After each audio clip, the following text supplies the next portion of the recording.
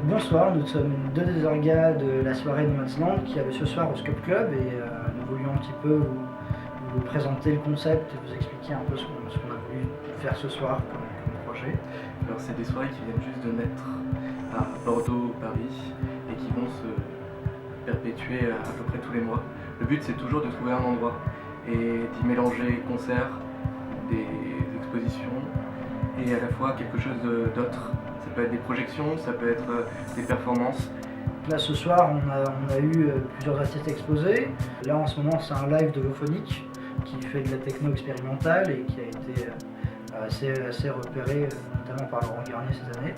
Il y a des DJ sets de Falken et de Pouvoir Magique. Pour ce qui est de l'expo, là c'est nos artistes. Donc là c'est des t-shirts, une exposition, des impressions sérigraphiques.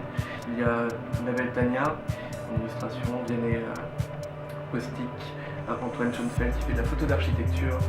Et enfin on a des tavernes buteux qui fait des amis imaginaires. Voilà.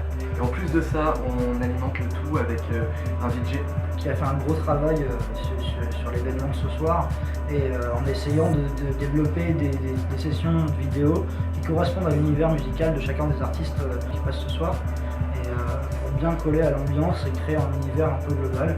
C'est ça qu'on voulait faire, quelque chose d'assez visuel et d'assez vivant en fait. Et en bonus, on a Solange Te Parle qui a très gentiment accepté de nous faire un projet exclusif. Et bien au-delà de ça, en fait, tout simplement, quand tu viens à No Man's Land, le but c'est que tu repartes nourri. En gros, tu arrives pour voir un concert, que tu le veuilles ou non, tu verras une expo, tu pourras rencontrer des gens, découvrir et participer à des expériences. On va essayer de pousser le côté interactif. Et voilà, c'est melting pot.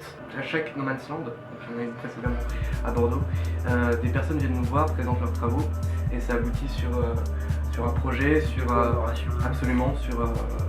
nouvel événement ou quelque chose à côté. Les artistes n'auraient peut-être pas eu le temps ni les moyens parce qu'on leur fournit les moyens de le faire.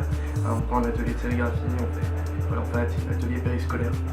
Et ça c'est quelque chose qu'ils n'auraient pas eu parce qu'il y a plein de gens frustrés qui ont, sans avoir fait les beaux-arts ou peu importe, qui ont du talent et qui n'ont pas l'occasion de le montrer parce que monter une expo c'est chiant, c'est long, un vernissage tout autant et les gens qui y sont pas forcément les gens qui seront touchés par ce que tu fais.